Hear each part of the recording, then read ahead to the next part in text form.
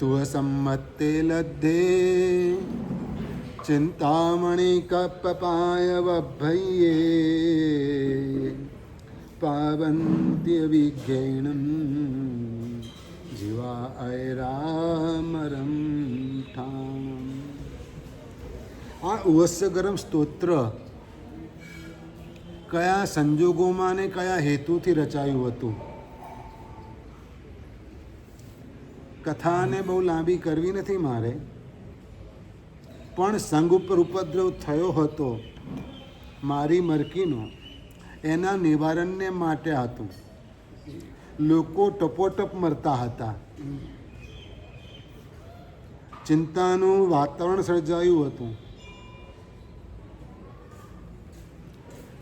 એક ગામમાં એક સાથે મતલબ કે 2 દિવસ 4 દિવસના અંતરે 1 મહિનામાં 5 મરણ થઈ ગયા. લોકો ટેન્શનમાં આવી ગયા. આ 5-10 વર્ષ પહેલાંની વાત કરું છું. લોકો ટેન્શનમાં આવી ગયા કે સાહેબ આવું થાય છે, શું કરીએ? ગુરુ ભગવંતે કીધું કે પરમાત્માની ભક્તિ કરો, મહોત્સવ કરો, અને મહોત્સવનું આયોજન કર્યું અને શાંતિ થઈ ગઈ.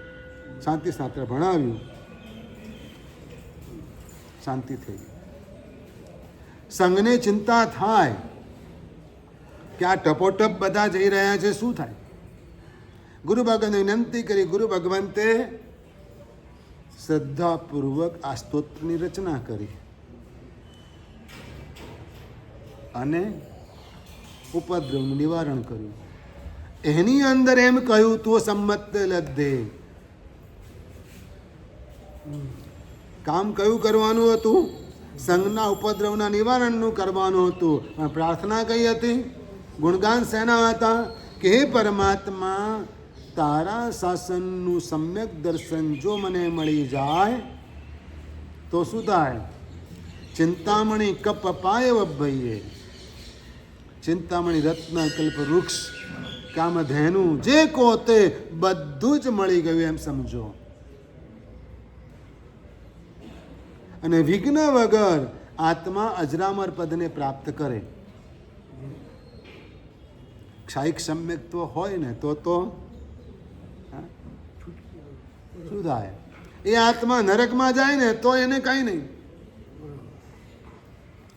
કર્મો નો ઉદય છે, કર્મો ખપાવાના છે. ચાહે આ ભાવમાં ખપો કે છે છેલ્લા ભાવમાં ખપાવાના જ છે. તો જે પણ આપત્તિઓ આવે, જે પણ કષ્ટો આવે, જે પણ તકલીફો આવે, એ બધી સમભાવપણે સહન કરે. દેવગતિમાં હોય અને ઘણા લોભામણા પ્રસંગો ઊભા થાય ને તો પણ એમાં એ પાગલ ન બને. મિત્રો જાય, ક્યારેક મિત્રોની સાથે પણ જાય, પરંતુ અંદરથી એ અલિપ્ત હોય. મિત્રોને વાવડી અને બગીચાઓ ઉદ્યાનોની અંદર આકર્ષણ થાય, લગાવ થઈ જાય, પણ આને સમ્યક આત્માને ઠીક છે બધા કહે છે એટલે આપણે આવ્યા, બધા કહે છે એટલે આપણે આવ્યા, પણ ઓકે ઠીક છે, ઇટ્સ ઓકે, શોર્ટમાં પતી જાય. એનું રિએક્શન વાવ એમ ના હોય. સમજી ગયા? જે અંદરથી ઠરેલો હોય, સમજ્યો હોય, એને રિએક્શનનો ફરક હોય. શું હોય? રિએક્શનનો ફરક હોય. એટલે સમ્યક્ત્વ પામવા માટેની ભૂમિકા પ્રાપ્ત કરવાને માટે આપણે તૈયારીઓ કરવાની, તકેદારી કેળવવાની કે આ વસ્તુ આપણામાં હોવી જોઈએ, આપણા વ્યવહારમાં આ બાબતો હોવી જોઈએ. એક ધર્મ પ્રત્યે દ્રઢ રાગ. પહેલામાં પહેલું શું? પહેલામાં પહેલું ધર્મ પ્રત્યે દ્રઢ રાગ હોવો જ જોઈએ. શું હોવું જોઈએ? હોવું જોઈએ. આજનો ટોપિક જે ગઈકાલે થોડોક છેડ્યો હતો કે મિથ્યાત્વીઓના પ્રભાવથી અંજાવવું નહીં.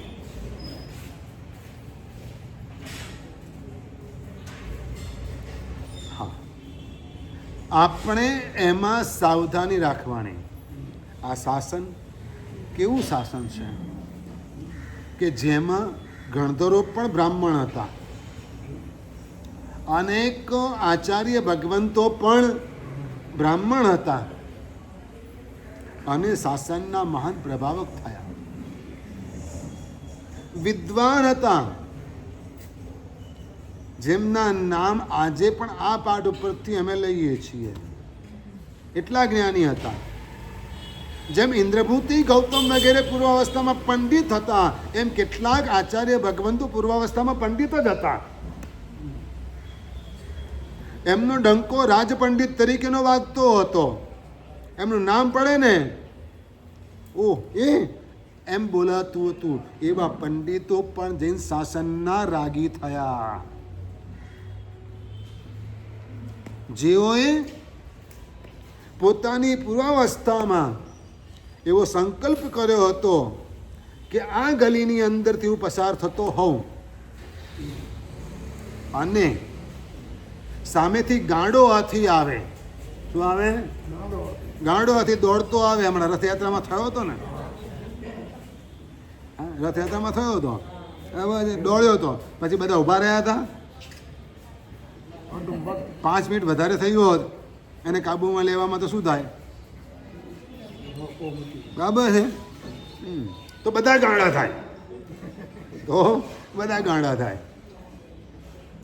સામેથી હાથી આવતો હોય, શું સામેથી હાથી આવતો હોય, ગાંડો હાથી આવતો હોય, એક સોસાયટીમાં જવાનો રસ્તો ના હોય, બધાના ગેટ બંધ હોય અને વચ્ચે આ દેરાસર આવ્યું, આ ગેટ ખુલ્લો છે, તો પણ એ પંડિત એમ કે આવા સમયે હાથીના પગ નીચે આવીને કચડાઈને મરી જવું સારું, પણ દેરાસરે નહીં જવાનું. હસ્તિના તાડ્ય માનેપી ન ગચ્છેત જૈન મંદિરમ.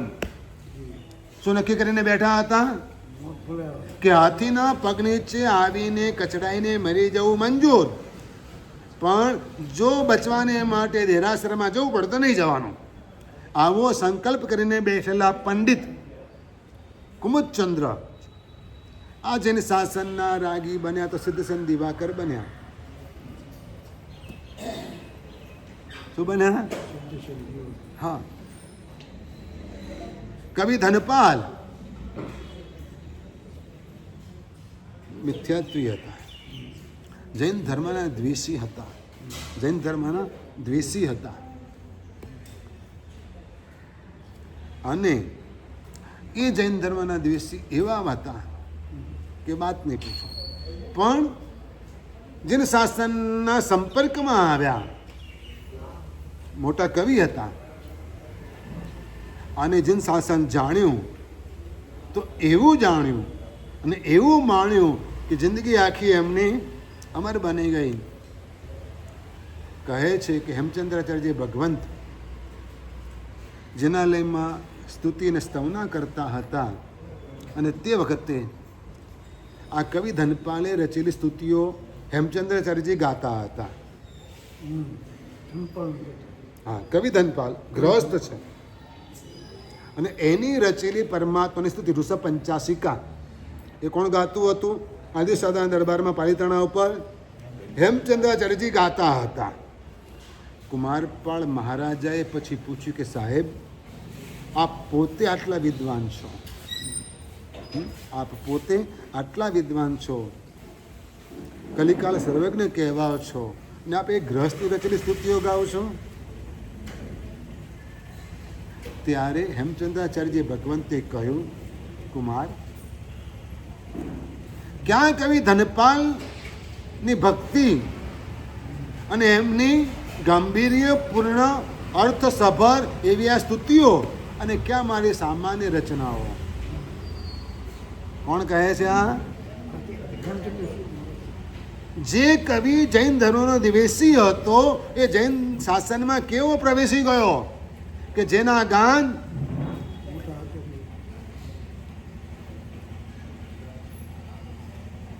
પ્રવીણ દેસાઈ કોણ? ગ્રહસ્થ જ હતા ને, અને એના ગીતો અમે આજે પણ ગાઈએ છીએ. બરાબર છે? એના ગીતો આજે પણ ગાઈએ છીએ. એમના કાકાના રચેલા ગીતો, શામજીભાઈના રત્નાકર 25નું આ ગુજરાતી ટ્રાન્સલેશન કોને કર્યું? શામજીભાઈએ. આપો શ્યામ જીવને. હા, શું લખ્યું છે? આપો શ્યામ જીવને. અને કવિ ઋષભદાસ કોણ હતા? એ પણ ગ્રહસ્થ જ હતા. કોણ હતા? ગ્રહસ્થ હતા. અને ઋષભદાસ કવિના સ્તવનો આજે ગવાય છે. શું ગવાય? ગાવાય છે. અમે પણ ગાઈએ છીએ. કેમ? તો કે એમના શબ્દોમાં, એમના સ્તવનોમાં, એમની રચનામાં એવા ભાવ હતા. શું હતું? એવા ભાવ હતા. મારે એમ કહેવું છે કે આવા જૈન ધર્મના દ્વેષી જીવો પણ જૈન ધર્મ પામીને આટલા શ્રદ્ધાળુ જૈન ધર્મ પ્રત્યે બની ગયા. પુણ્યનો ઉદય છે કે તમને તો ડાયરેક્ટ જૈન ધર્મમાં જ, જૈન કુળમાં જ જન્મ મળ્યો છે. શામાં જન્મ મળ્યો છે? જૈન કુળમાં જ જન્મ મળ્યો છે. અને છતાં પણ તમે અહીંથી ત્યાં અને ત્યાંથી અહીં બધે જ દોડે રાખો છો. ક્યારેક પેલું સારું લાગે, ક્યારેક પેલું સારું લાગે, ક્યારેક પેલું સારું લાગે. ઓ ભાઈ પ્લીઝ બારણું બંધ કરી દો ને.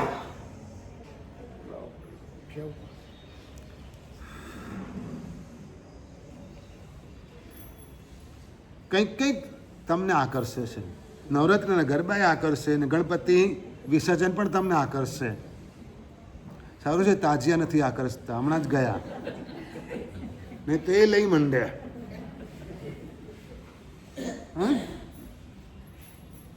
એનાથી દૂર છે સારું છે. પણ બાકી તો બધું શેમાં તમે બાકી રહ્યા? જૈન છો, સમ્યક્ત્વની સ્પર્શના કરવી છે, એની રક્ષા કરવી છે, દ્રઢ કરવું છે, નિર્મળ કરવું છે. તો આ બધી જ બાબતોથી બચવું પડે. શું કરવું પડે? આ બધી જ બાબતોથી બચવું પડે. કલ્પસૂત્રમાં તુંગિયા નગરીના શ્રાવકોની વાતો આવે છે, આગમ ગ્રંથોમાં આવે છે. તુંગિયા નગરીના શ્રાવકો એ કેવા હતા? તો મારે જે જાણો છે એ વાત નથી કરી, કંઈક જુદી વાત કરવી છે. એ શ્રાવકો કેવા હતા? ફરી કહું કે આજથી 50 વર્ષ પહેલા, 30 વર્ષ પહેલા અમુક ઉપાશ્રયમાં વ્યાખ્યાન આપવું હોય તો સાધુએ વિચારવું પડે. એવા શ્રાવકો સાંભળવા બેસતા હતા. એટલે ગમે તેવો સાધુ વ્યાખ્યાન આપવાની હિંમત ના કરી શકે. એક હોંસીલા મહારાજ સાહેબ, વર્ષો પહેલાની વાત છે, વિહાર કરતા કરતા સુરત વાડીના ઉપાશ્રયે પહોંચ્યા. ચલો વ્યાખ્યાન આપું કે ઓકે વ્યાખ્યાન આપું. હવે જે સંભાળતો ને તો બોર્ડ ઉપર લખી પણ દે. એને શું? વ્યાખ્યાનના ટાઈમે 2 શ્રાવકો આયા. આ સત્ય ઘટના કહું છું. વ્યાખ્યાનના ટાઈમે 2 શ્રાવકો આયા અને ગુરુ મહારાજ સાહેબ મથેણંદામી વંદન કરે, બધું કરે, વિનય વિવેક બધો. આપને માનસિકના જોગ થઈ ગયા?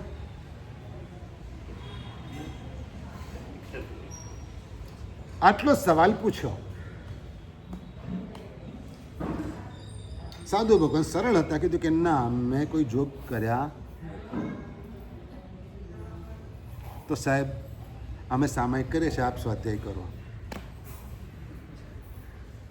શું?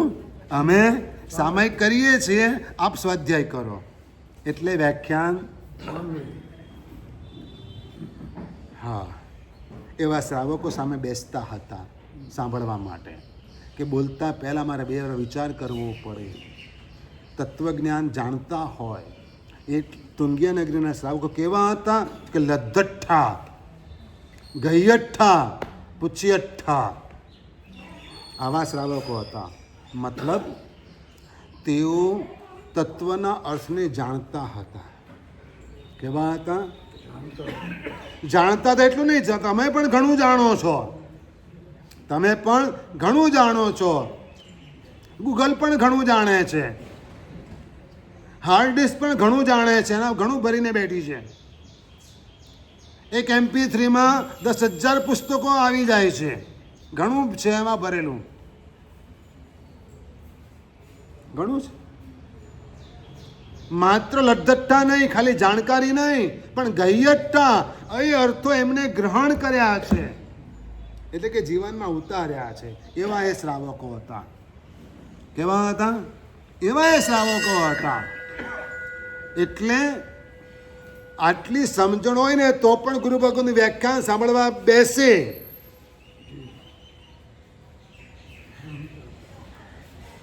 છદમસ્ત એવા ગણધર વ્યાખ્યાન આપતા હોય ને તો એ કેવડી સાંભળવા બેસે.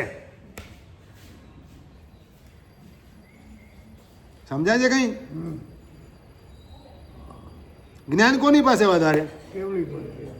છતાં એ શું કરે? શ્રુતનો વિનય કરે. શાનો વિનય કરે? શ્રુતનો વિનય કરે. એટલે એ સાંભળવા બેસે. ગંભીરતા હોય. શું હોય? ગંભીરતા હોય. લદ્ધટ્ઠા ગૈયઠ્ઠા અર્થોને જાણતા તો હોય, પણ અર્થોને ગ્રહણ પણ કર્યા હોય. અને કદાચ કોક વિષયમાં પોતાની જાણકારી અને સમજણ જુદી હોય અને ગુરુ મહારાજ કંઈક જુદી વાત કરતા હોય તો પૂછે પણ ખરા કે સાહેબ અમે તો આવું ભણ્યા છીએ, અમે તો આવું સાંભળ્યું છે. અત્યારે છે ને આવું બધું ઘણું ચાલે છે. હા, આવું બધું તમે ક્યાંક જુદું સાંભળ્યું, અમે ક્યાંક જુદું કહેતા હોય, દરેક જણ જુદી જુદી વાતો હોય, પણ તમારી હિંમત નથી તમે પૂછી શકો. સાહેબ કહેતા હશે બરાબર, જવા દો ને, ના ચાલે. પ્રશ્ન પૂછવાની હિંમત જોઈએ. કદાચ કોઈક વાર બધાની સામે ન પૂછાય તો કોઈ વાંધો નહીં, પછી પણ પૂછી શકાય. શું કરાય? પછી પણ પૂછી શકાય. અને જે પૂછે ને એ જ પંડિત બને. શું થાય? હા, સાચું કહું છું. અમને છે ને અમદાવાદથી ભણાવવા માટે પંડિતજી કપડવંજ આવતા હતા. કપડવંજ આવતા. અમે બધા સાધુ એમની પાસે તર્ક સંગ્રહ અને આ તે બધું મુક્તાવલી બધું ભણતા હતા. એટલે પંડિતજી પૂછે, સમજણ પડી? તો કે હા. એક મહારાજ એમ કહેતા, શું કહેતા? હા. રોજ હાથ જવાબ આપે, કોઈ દિવસ ના જવાબ ના આપે. બીજી દિવસે પાઠ ચાલુ કરે ને એમ પૂછે કે કંઈ પૂછવું છે? તો કે ના. હા ભાઈ, ના.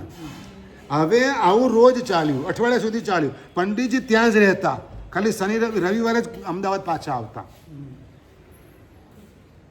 અઠવાડિયું અમારા માટે ત્યાં જ રહેતા અને દિવસમાં બે વખત સવાર બપોર સાંજ પાઠ ચાલતા.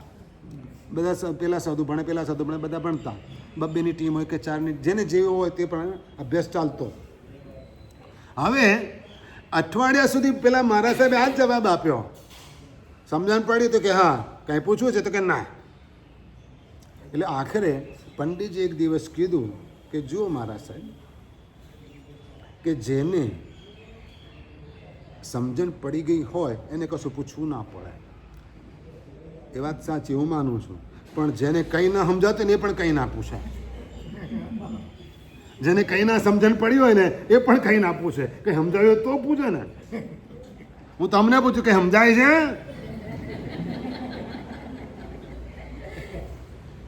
હા, શું થાય? કે સમજાય છે?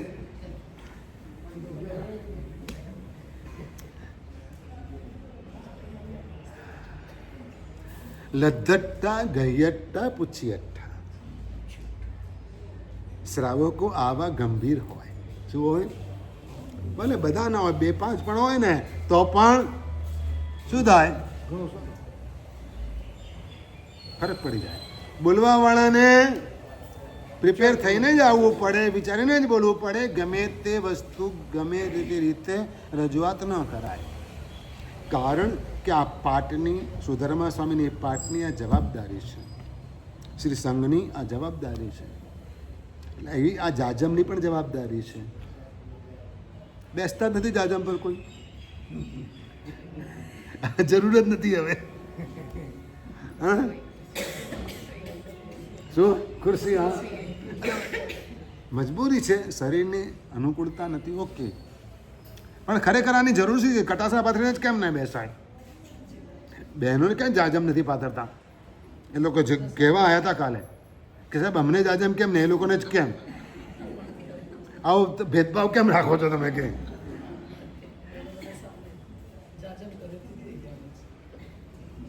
સમજે શું કરવા ભાઈ? અમને આટલું બધું માન આપો છો, એ લોકો હવે કટાસા એને ઘેરતી હું વાંધો છું. પણ હવે તો કેટલીક ઉપાશ્રયમાંથી જ લઈને ઉપાશ્રયમાં ત્યાં ખુરશી પર મૂકીને જ જતા રહે. ક્યાં મૂકીને જાય? લે ક્યાંય પણ અંદર સુધી લેવા આવે. સાહેબ કટાસનું છે શું કેમ? એટલે જગ્યાએ રોકવી પડે. કટાસનું ઘેરથી ના લાયા હોય તો એને એના પર બેસીને સામાયિક કરવું હોય તો થઈ જાય. પણ પછી કટાસનું વાળીને વાળે તો બહુ સારું, નહીં તો એમને જ ખુરશી પર મૂકીને પારી ને આવું. પણ હવે આવ્યા હતા શેના માટે ખબર નથી, શું લઈને ગયા એ ખબર નથી. પ્રભાવનો તો લઈને જાય, ઓકે, પણ આ અહીંયાથી શું લઈને ગયા ને એની ખબર નથી. ગૈયઠા અને આગળ વધતા એમ કહે છે એ શ્રાવકો સમ્યક્ત્વમાં એવા દ્રઢ કે દેવો આવે ને તો પણ એ ચલાયમાન ન થાય.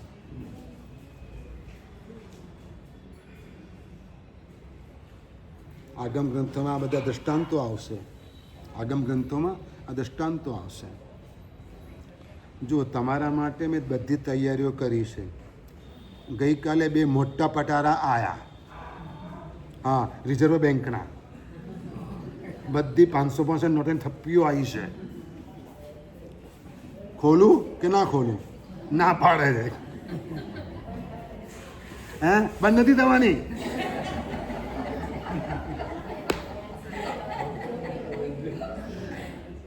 બંધ નથી થવાની. 2000ની નથી, 500ની જ છે. હા, પણ આગમ ગ્રંથો તો 2 દિવસ પહેલા 4 દિવસ પહેલા આવી ગયા. ગઈકાલે આવ્યા, પેલો લઈને આવ્યો. મેં કીધું ભાઈ હું કોઈને ઓળખતો નવો છું, તું શું લાવ્યો મને કંઈ ખબર નથી. હું મને કે સાહેબ ક્યાં મૂકું, પણ મને કંઈ ખબર નથી. પટારા આટલા મોટા હતા તોય મેં ના પાડી. બોલો, તમારી હિંમત કરી નામ પાડવાની? મેં તો ના પાડી કે ભાઈ મને કશી ખબર નથી. પછી એ તો ક્લુ મળ્યો ત્યારે ખબર પડી કે ભાઈ આ તો આમ તમારા માટે 45 છોડ મંગાયા, 45 આગમના, એ પણ આવી ગયા. આગમ ગ્રંથની ઉપર આટલો નાનકડો છોડ બાંધવાનો હોય, એને જ નામ લખેલું હોય આગમ ગ્રંથનું. પેર રાખી. તમને બધું સેટમાં જોઈએ કે અપસેટ ચાલે? હા, ડિનર સેટ, સોફા સેટ, હા, પછી શું બેડ અને તકિયાનો પણ કવરનો શું વાત કરો છો? આપણે પૂજા કરવા જાય તોય કપલ ડ્રેસ પહેરીને જાય. પાછા મેરેજમાં જાય તો કે તું આ પહેરજે, હું આ પહેરીશ. બધું જ સેટ, પણ અહીંયાથી જ અપસેટ. કપડે કાબીના સેટ હતા પહેલાં, અને ઘણું બધું હતું. ઠીક છે, પણ આ બધું આવી ગયું છે. શું થયું છે? આવી ગયું છે. હવે મને એક રવિવારનું એક સોસાયટીનું નામ જોઈએ. શું જોઈએ? એક રવિવારનું એક સોસાયટીનું નામ જોઈએ કે 9 જણા તૈયાર થાય સોસાયટીમાંથી. સાહેબ આ રવિવાર નહીં, હજુ આવતો રવિવારે એટલો તમને ટાઈમ આપું છું. જો થશે તો કરીશ, નહીં તો હું તો વાળીને ઊંચું મૂકી દઈશ. મને કંઈ ફરક નહીં પડે. પણ કરવાનું તમારે છે, તમારા માટે છે. આ બધું કરવાથી આપણા ઉત્સાહ વધે છે, શુદ્ધ જ્ઞાન પ્રત્યેની ભક્તિ વધે છે. આ પણ પરમાત્માની આરાધના છે, આ પણ શાસનની સેવા છે, શાસનની ભક્તિ છે કે આગમ વ્રતે શુદ્ધ જ્ઞાન પ્રત્યે ભાવ જાગે. શું થાય? વિષમ કાળ જેને બિંબ જીનાગમ ભવ્યન કુ આધારા. આ કાળની અંદર સાક્ષાત ભગવાન તો આપણને વિચરતા ભાવજીનતો મળ્યા નથી ને હવે મળવાના આ અવસરપીણી કાળમાં છે પણ નહીં. આપણી એવી કોઈ આરાધના અને સાધના નથી, એવી કોઈ લબ્ધિ નથી કે આપણે અહીંથી મહાવિદ્યમાં જઈને દર્શન કરી આવીએ. મંગળ પર જવાય, સ્પેસ શટલમાં જવાય, ચંદ્રમા ઉપર જવાય, પણ મહાવિદ્યમાં જવાની હજુ કોઈ ઉપગ્રહ કે જે કંઈ પણ રોકેટ એવું બધું કશું ગોઠવાયું નથી. તો આપણા માટે તારનાર કોણ? તો આ જીન પ્રતિમા અને જીનાગમ. કઈ વસ્તુ? જીન પ્રતિમા અને જીનાગમ બંને સરખા. યાદ રાખો, બંને જેટલી પ્રતિમા પૂજનીય ને એટલા જ આગમ ગ્રંથો પૂજનીય. અને એટલે પેથડ શાહ ભગવતી સૂત્ર સાંભળવા માટે બેઠા ને તો જ્યાં જ્યાં ગૌયમ શબ્દ આવ્યો ને ત્યાં ત્યાં એમણે સોનામોર મૂકીને પૂજા કરી. 36,000 પ્રશ્ન, 36,000 સોનામોર મૂકીને પૂજા કરી. અને એ દ્રવ્ય જ્ઞાન ભંડારના નિર્માણ માટે વપરાયું, હસ્તલેખિત ગ્રંથો લખાવાને માટે વપરાયું, આગમ ગ્રંથો લખાવાને માટે વપરાયું. આ 45 આગમની પ્રતો મારે જોઈતી હતી. મેં 2-3 જગ્યાએ તપાસ કરી. કેટલી જગ્યાએ? 2-3 જગ્યાએ તપાસ કરી. એક સજેશન એવું આવ્યું કે બુક ફોર્મની અંદર પણ છે મારી પાસે, એ લઈને પોથી બાંધી દો તમે. શું? આગમ ગ્રંથો જ છે પણ બુક સ્ટાઇલમાં છાપેલા છે, એ લઈ જાઓ અને એને પોથી બાંધી દો અને ગ્રહસ્થોને આપજો. એ ક્યાં ખોલીને જોવાના? આ કબાટમાં ઉપર ચોપડીઓ છે, કોઈ દિવસ ખોલીને જોઈ? બરાબર. તો પછી ઘરે પોથી આ તો ખોટી. આ તો ઠીક છે, હું તો એ કહું છું ઘણી વખત તો એમને એમ જ થર્મોકોલ ને ઉપર પૂઠા મૂકીને બાંધીને આપે ને તોય ખબર ના પડે. પણ મેં ના પાડી. મેં કીધું હવે ન છૂટકે જરૂર પડશે તો હું તમને કહીશ, તો તમારી બુકોનો ઉપયોગ કરીશ, પણ બને ત્યાં સુધી મારે પ્રત જ જોઈએ છે. અને પ્રતો મળી ગઈ. તો મળી ગયું. જો ન જ મળે તો છેવટે ગોધરાથી મંગાવતે. હા, પણ મતલબ આ આગમ ગ્રંથો ભગવાન સમાન છે. અને એટલે સૌથી વહેલા આ આગમ ગ્રંથો લખાઈને મારી પાસે હસ્તલિખિત આવ્યા ને ત્યારે મારો ચાતુર્માસ પ્રવેશ મલાડ દેવચંદ નગરમાં હતો.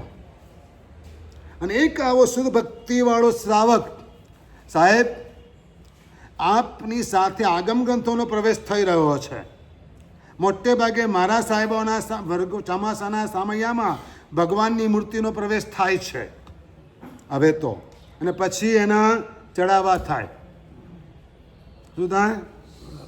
પાછા ગુરુમહારાજના ફોટા પણ બગીમાં પધરાવે ને એવી રીતે સામૈયા થાય. ઘણું બધું થાય. નાચવાવાળા કૂદવાવાળા બધા ઘણા હોય. ઠીક છે, લોકો ત્યાં જુએ, ગુરુ મહારાજ આવ્યા છે જુએ જ નહીં. ક્યાં જુએ? ગુરુ મહારાજ પધારે છે એને ના જોવે, પણ નાચવાવાળાને જ જોયા કરે. અને પાછા ગુરુ મહારાજની સામે નાચે.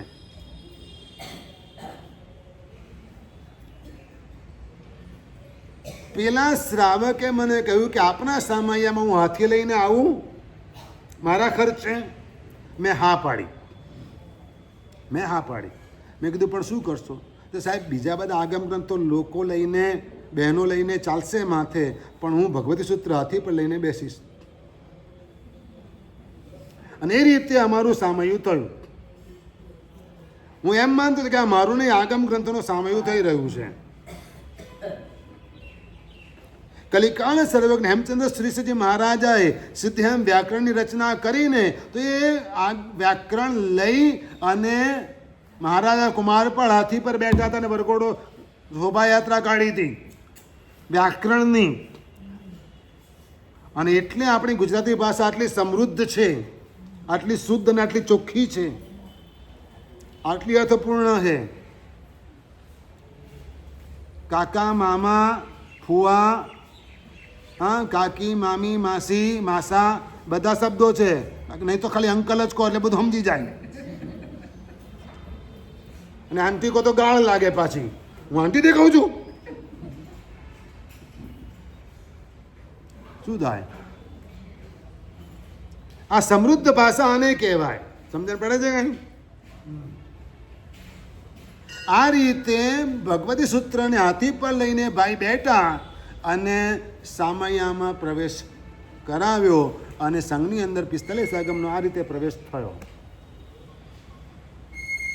હજુ આગળ વધું, તમારે ત્યાં જેમ મેં આ આયોજન મૂક્યું છે કે દર રવિવારે 9 આગમ ગ્રંથો એક સોસાયટીમાં લઈ જવાના અને દર શનિવારે અને રવિવારે લાવીને બહુમાનપૂર્વક લાવીને વહોરાવાના અને શુદ્ધ ભક્તિ કરવાની.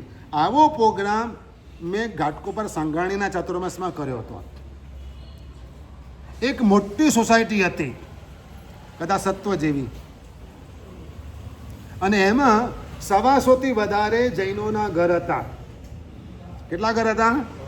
હા, હું નામ બોલ્યો, તમારું ધ્યાન રાખજો પાછા.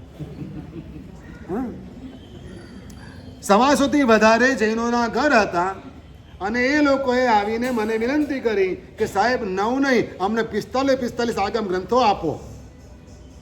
શું કરો? 45 આગમ ગ્રંથો આપો, અમે દરેક ઘરે પધરાવશું અને ભક્તિ કરશું. પછી સોસાયટીના કમ્પાઉન્ડમાં મંડપ બાંધીને એમને રાત્રિ જોગો કર્યો. સમજો. અને એ વખતે હું દોડતો તો વધારે, દરેક ઘરે પગલાં કર્યા. શું કર્યું? પણ આ વાત કરતાં મહત્વની વાત એ છે કે બીજા દિવસે તે લોકો ગ્રંથો વાસ્તે લઈને આવ્યા વહોરાવા માટે.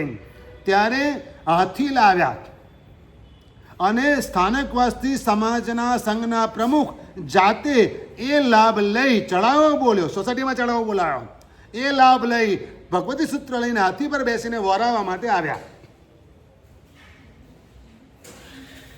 શું થયું? શુદ્ધ જ્ઞાનનો મહિમા.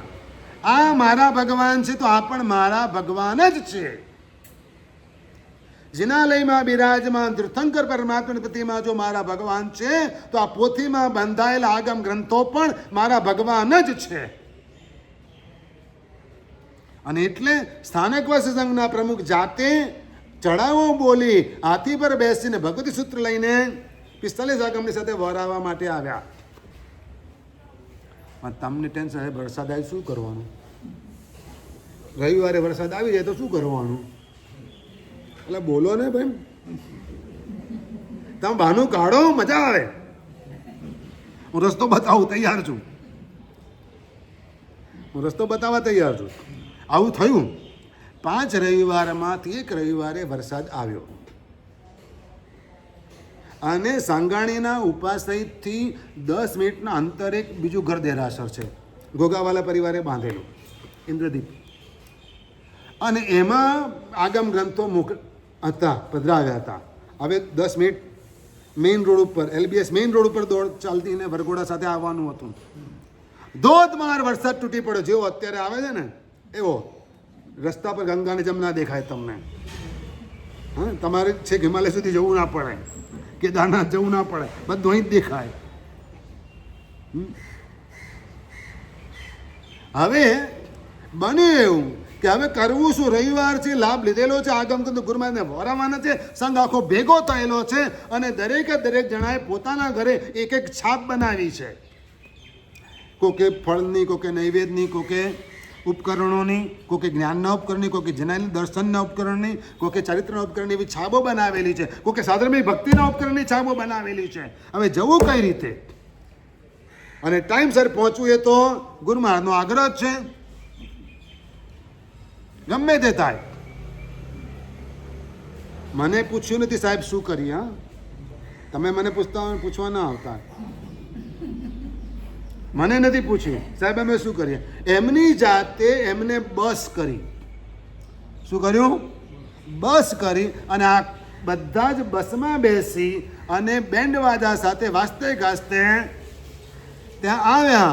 અને દેરાસરની બહાર થોડુંક મંડપ જેવું બાંધેલું હતું તાડપત્રી સાથેના, ત્યાં આગળ અડધો કલાક નાચ્યા. આ ગામ કતો માથે લઈને, પુત્રને માથે લઈને તો નાચો જ છો, ખબર જ છે. રાજસ્થાની સમાજમાં એવો નિયમ છે, પહેલી વખત ભાઈ દાદા બને ને તો વરઘોડો કાઢે. શું કરે? કારણ કે સીડી ચડ્યો. શું કે? સ્ટેટસ વધી ગયું. હવે પપ્પાને બદલે કોઈક દાદા કહેવા વાળો. એ લોકો સ્પેશિયલ બગીની અંદર બેસીને દાદા એ પુત્રાને લઈ અને બેસીને વાજતે ગાજતે દર્શન કરવા આવે, સગાવાળાને બોલાવે, જમાડે અને આપે, વ્યવહાર બધો કરે. આવું અને પાછો ખભે બેસાડીને નાચે ખરો. એમાં એ બધું, એમાં અમારો રોલ કશો જ ના હોય. એમાં બહુ તો એમને ખબર હોય ને વિવેક હોય તો વંદન કરવા સપના માંગલી સાંભળવા આવે, બાકી દર્શન કરીને નાડે પધરાઈને વાડીમાં જમવા જતા રહે. ત્યાં બધું ફંક્શન એમનું ચાલે, ગેટ ટુગેધર. પણ આ સંઘવાળા ભાઈઓ, આ બિલ્ડિંગવાળા ભાઈઓ શું કર્યું? બસ બોલાવી લાવ્યા. હશે કંઈ કનેક્શન, ગમે તેને, બધાના કનેક્શન બધાની પાસે હોય એટલે સગવડતા કરવી હોય તો. ખબર છે ને આપણે સીધી તપના પચખાણના વરઘોડો કેવો કાઢ્યો હતો? મોદીની રેલી જેવો. કેવો કાઢ્યો હતો? મોદીના કાર કાફલા જેવો. બધાને કારમાં જાગૃતભાઈને ઘેરથી અહીં સુધી વાજતે ગાજતે લાયા હતા. સમૂહ પચખાણનો પ્રોગ્રામ હતો. અને જો યાદ કરવું હોય ને તો હજુ પણ તમને જોવા એ બધું મળી શકે એમ છે. બધા પ્રોગ્રામો સાચવી રાખેલા છે મેં. બધું જોવા મળી શકે કે 7 વર્ષ પહેલાં શું થયું હતું ને હવે શું કરવાનું છે, એમ સમજી લેજો.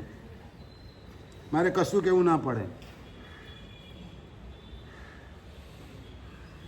મિથ્યાત્વના પ્રભાવથી અંજાઈને ધર્મથી વિમુખ બનવું, સમ્યક્ત્વમાં ઢીલા પડવું, એના કરતાં જાતે એવું કરી બતાવવું કે બીજાને પણ થાય કે ઓહો, જૈનો આવી આરાધના કરે છે, આવી તપશ્ચર્યા કરે છે. તમારા ઘરમાં એક સિદ્ધિ તપ થાય અને બીજા તમારા આજુબાજુના સર્કલવાળા જૈન જે પણ હોય એને ખબર પડે તો એ શું વિચાર કરશે તમારા માટે? ઓહો, આવું તપ હાથ જોડશે તમને. તમારા નિમિત્તે કદાચ કોઈક અજૈન એ જીવ પણ સમ્યક્ત્વ પામી જશે. ખાલી એને ઓહો, આવું તપ, આવો સિદ્ધિ તપ, ખલાસ થઈ ગઈ વાત. એને તો એક ઉપવાસ પણ, તમે ખોટું બોલો, આવો ઉપવાસ થાય જ નહીં. શું કે?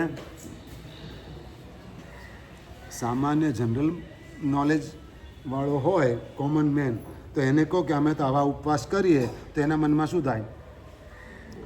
હા, ઇમ્પોસિબલ. આવો ઉપવાસ ના હોય. ખોટી વાત નહીં કરે. 36 કલાકનો ઉપવાસ થોડો હોય, કંઈ 12 કલાકનો હોય. અને એમાં પણ શરબત પીવાની છૂટ હોય, જ્યુસ પીવાની છૂટ હોય. હા, નેતાજીના ઉપવાસ, ઘેર જઈને પછી બધું ખાવાની છૂટ હોય. અહીં તો ઉપવાસ ઉતરે ને. થોડા બધા ગાંધીજી છે, એ ગયો જમાનો, ગાંધીજી ગયા, હવે શું? એટલે અહીં સારું, તહીં સારું, આને બહુ સરસ કર્યું, આ જોવા જેવું છે. અરે ભાઈ, જોવા જેવું તો તારી અંદર છે, અંદર જો. પણ દોડે. શું સરસ ધ્યાન કરાવે છે, મેડિટેશન કરાવે છે, શું આમ યોગા કરાવે છે, શું વ્યાખ્યાન છે કંઈ. કશું જ નહીં. એમ ફૂલ એસી હોલમાં સોફા પર બેસીને વ્યાખ્યાન સાંભળવાનું. અંગૂઠાને માથું ઓડાડો ને એટલે તરત સમ્યક જ્ઞાન થઈ જાય. બોલો, લોકો નીકળી પડ્યા હતા. આવું કંઈક ચાલે છે. શું ચાલે છે? આવું કંઈક ચાલે છે. પણ આ બધામાં અંજાવાય નહીં, તો જ સમ્યક્ત્વની નજદીક પહોંચી શકાય. તો જ સમ્યક્ત્વની નજદીક આપણે પહોંચી શકીએ. ગુરુ ભગવંતો એટલા માટે આવા વિશેષ ગ્રંથોની રચના કરે છે. શું કરે છે? આવા વિશેષ ગ્રંથોની રચના કરે છે. અને એટલે ગુરુ ભગવંતો કે ને એ વાતને બરાબર મગજમાં ઠસાવવાની હોય. તરુવર સરોવર સંતજન, તરુવર સરોવર સંતજન, ચોથો વર્ષે મેહ. તરુવર સરોવર સંતજન, ચોથો વર્ષે મેહ. પરમાર્થ કે કારણે ચારો ધર્યો દેહ. શેના માટે? હા, પરમાર્થને કારણે ચારો ધર્યો દેહ. વરસાદ વરસે. આ સિઝનની અંદર પાચન શક્તિ નબળી પડે એટલે સૂકો મેવો ના ખવાય. દિવાળીમાં પણ હો, અત્યારથી ઓર્ડર આપતા નહીં બોક્સનો, કે દિવાળીના ગિફ્ટમાં કાજુ કતરી અપાય, ડ્રાયફ્રૂટના બોક્સ અપાય. લેવાય પણ નહીં.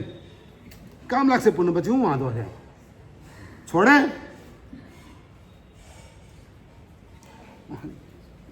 જૈન છો એટલે પૂછું છું.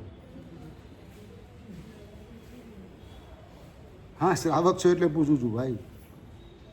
સમજો છો ને મારી વાતને? પાચન શક્તિ નબળી પડે, અત્યારે કફ પ્રકૃતિ વધે, વાયુ પ્રકૃતિ વધે, હા જોર કરે, એટલે હળવો ખોરાક ખાવો. શું કરવું? હળવો ખોરાક ખાવો. તપ કરવું અત્યારે સરળ પડે. તપ કરવું અત્યારે સરળ પડે, કારણ કે લગભગ ઠંડકનું વાતાવરણ હોય, વરસાદ વગેરે પણ આવતો હોય, તો સાતાની અનુકૂળતા રહે, સાતા રહે અને આરાધના સારી રીતે થાય. મન ચોંટે. શું થાય? મન ચોંટે. એટલે આ સિઝનમાં સિદ્ધિ તપ કરાય, ઉનાળામાં ના કરાય. એટલે ઉનાળામાં કરવો છે, પાછળ ઉનાળો કરવા મારે અહીંયા આવવું પડશે. હા, નહીં, હું નહીં આવું, મારો નિયમ નથી. પણ કહેવાનો મતલબ શું છે કે આરાધના તપશ્ચર્યા ક્યારે થાય? અને આવું અન્ય ધર્મોમાં પણ કહ્યું છે ને એ લોકો પણ માને છે.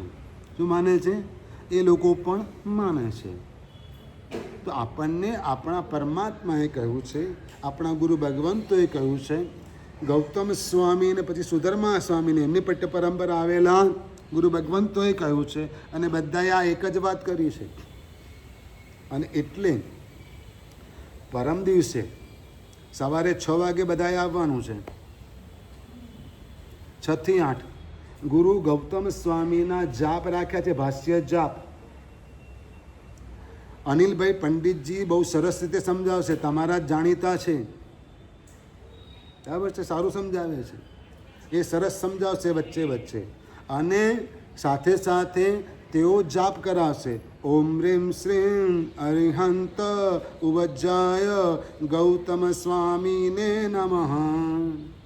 આ ટોનની અંદર 27 વખત જાપ થશે. તમારે ઘરેથી અક્ષત 108 લઈને આવવાના, પડીકી બાંધીને તૈયાર કરી દેજો. 108 અખંડ અક્ષતની પડીકીઓ બનાવીને તૈયાર કરી દેજો. એક એક મંત્ર બોલાય. ચોખાનો દાણો લઈને વાટકીમાં મૂકવાનો. એ ચોખા નો દાણો ઘરે લઈ જવાનો, ખીર બનાવીને વાપરવાની આખા પરિવારે. જેના ઘરે ગૌતમ સ્વામીજીની પ્રતિમા હોય અને એમને અહીંયા આગળ લઈને આવવું અને બેસવું હોય તો માત્ર 50 રૂપિયા ભરીને નામ લખાવી દેવાનું અને સવારે પ્રતિમાજી લઈને આવવાનું. અહીંયા આગળ પાટલો, થાળી વગેરે મૂકેલા હોય, વાસક્ષેપ હોય, તમારે પ્રતિમાજી લઈને બેસવાનું અને મંત્રોચ્ચાર થાય, વાસક્ષેપ કરવાનો. અહીં મુખ્ય પીઠિકા ઉપર ગૌતમ સ્વામીજીની પ્રતિમા બિરાજમાન હશે અને તેના પર 4 લાભાર્થીના નામ લખેલા છે. હા, વિનોદભાઈ છે, હસમુખભાઈ છે, ત્રીજું કોણ છે? મનહરભાઈ છે અને રૂપલબેન છે. હા, તો આ રીતે 4 નામ લખેલા છે. 4 પરિવાર પૂજાના કપડામાં આવશે.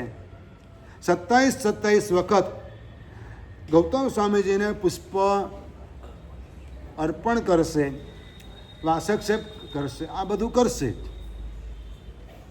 27 વખત એક પરિવાર, પછી બીજો પરિવાર. આ રીતે અનુષ્ઠાન થશે 6 થી 8. ઇન બિટવીન વચ્ચે પારણાના પાસ આપવામાં આવશે. 14 ગઈ આવતીકાલે કરશો ને, એકાદશીનું આંબેલ ઉપવાસ કંઈક તો કરશો ને, કોકને છઠ પણ હોય તો એ પારણા એટલે કે નવકારસી અહીંયા આગળ બધાને કરાવવામાં આવશે. એનો લાભ પણ રૂપલબેને લીધેલો છે. તો ભાગ્યશાળી તમારે આ અનુષ્ઠાનમાં લાભ લેવાનો. ગૌતમ સ્વામીજીની કૃપા એવી વરસે કે વગર ઈચ્છાએ પણ લબ્ધિઓ આપોઆપ પ્રગટે. લબ્ધિ મેળવવા માટે તપ ના કરવો પડે, ખબર પણ ન પડે કે આ લબ્ધિની પ્રાપ્તિ થઈ ચૂકી છે. સિદ્ધિઓ જગતને બતાવવા માટે નથી હોતી. સિદ્ધિઓ તો આત્મસિદ્ધિમાં સહાયતા થાય એના માટે હોય છે. લબ્ધિનો ઉપયોગ કરવો એ તો પ્રમાદ છે એવું ભગવાન કહે છે. લબ્ધિ મળી હોય તો એનો ઉપયોગ કરો. એ લબ્ધિ અહીં બેઠા બેઠા હાથ લાંબો કરું ને તો પેલું જે સૂચના પત્ર લટકે છે અહીંથી લઈ શકું એવો હાથ લાંબો થાય મારો. હા, એ પણ લબ્ધિ છે.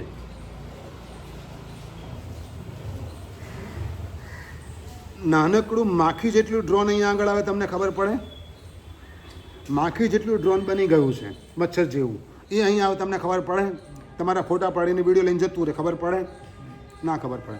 એવી રીતે કોક જીવ લબ્ધિધર મહાત્મા આવું રૂપ નાનકડું પણ કરી શકે.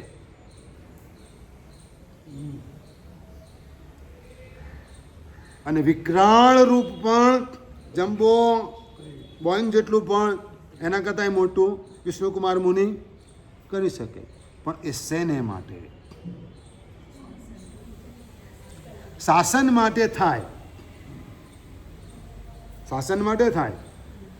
વજ્ર સ્વામીજીની પાસે વિદ્યા હતી, લબ્ધિ હતી. હા, મિત્ર દેવોએ આપી હતી, પણ પોતે રોજ ઉડીને ક્યાંય જતા નહોતા પ્લેનમાં.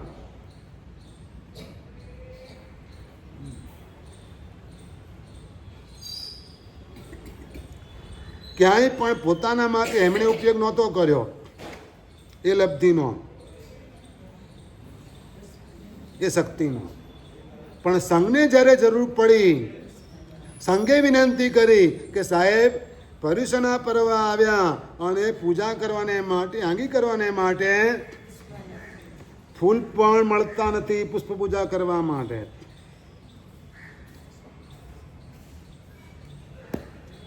તમે દર્શન કરવા જાઓ, આંગી જુઓ તો ખબર પડે ને કે ભાઈ આ કેવી આંગી છે. નજર તો પડે ને. ભલે આપણે ભગવાનના દર્શન કરવા ગયા, ખબર તો પડે ને. હા, તો બોર્ડ મૂકવાની જરૂર ખરી કે જળતરની આંગી એમ? તો જ ખબર પડે કે આ જળતરની છે. દેખાવથી ખબર ના પડે તો કેમ મૂકવું પડે? હા, ઓહ, તો એમ લોકોને વાસક્ષ પૂજા કરવીને એમ સીધું લખો ને.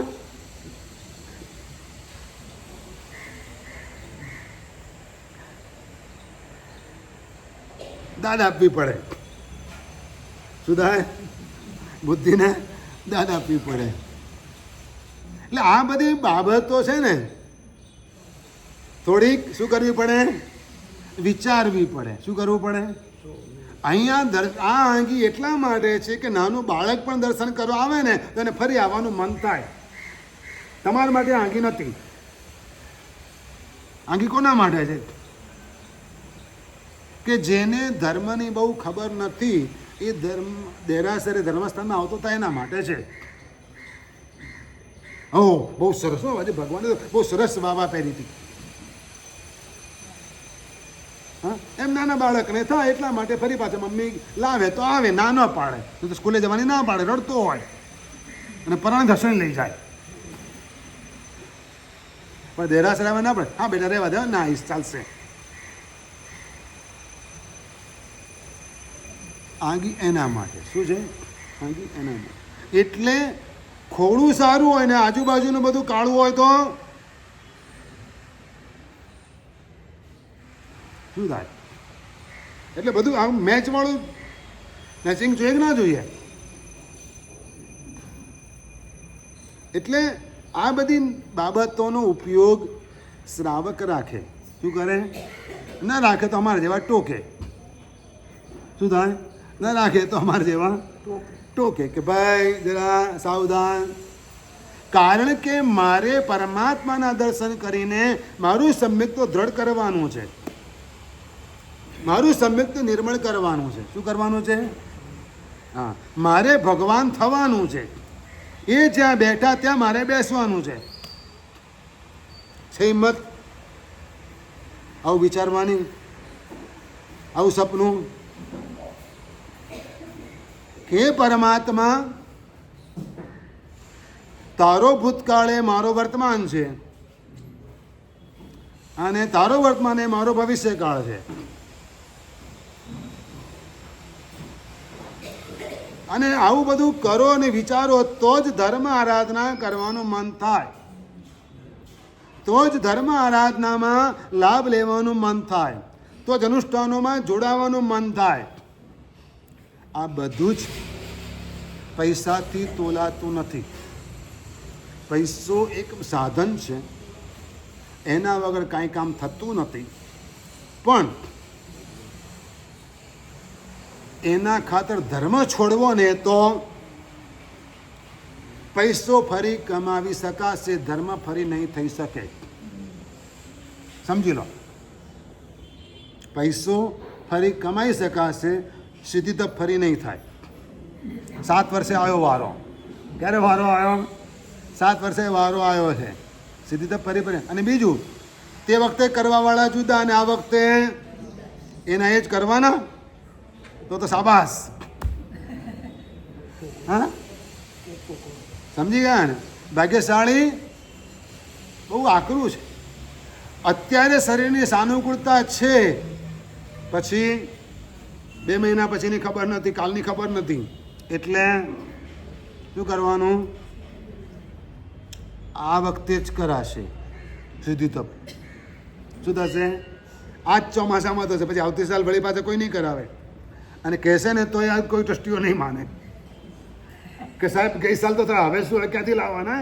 સંખ્યા તો એની એ જ છે, પબ્લિક તો એની એ જ છે, સંઘના મેમ્બર તો હા પાછા અહીંયા તો બહાર રહેવા ગયા, કારણ કે બધાને નવા ફ્લેટ જોઈએ. એટલે આ આરાધનામાં બધાએ ઉત્સાહભેર જોડાવાનું. વિશેષ અગ્રતિકાર વર્તમાન. આવતીકાલનું વ્યાખ્યાન ચોમાસી 14 સવારે 9 થી 10:30. એની અંદર તપશ્ચર્યા સાતાપૂર્વક કઈ રીતે કરાય એના ઉપર વિશેષ ભાર રાખીને વ્યાખ્યાન અપાશે. પ્લસ ગ્રંથ વાંચનના ચડાવા આવતીકાલે બોલાશે અને જ્ઞાન પૂજાના ચડાવો પણ આવતીકાલે બોલાશે. બપોરે ભાઈઓનું પ્રતિક્રમ દેવવંદન 2:30 વાગે અને સાંજનું પ્રતિક્રમણ 6:30 વાગે. બરાબર છે? કઈ રીતે દરેક જણ સમયસર હાજરી આપજો. ચાલો.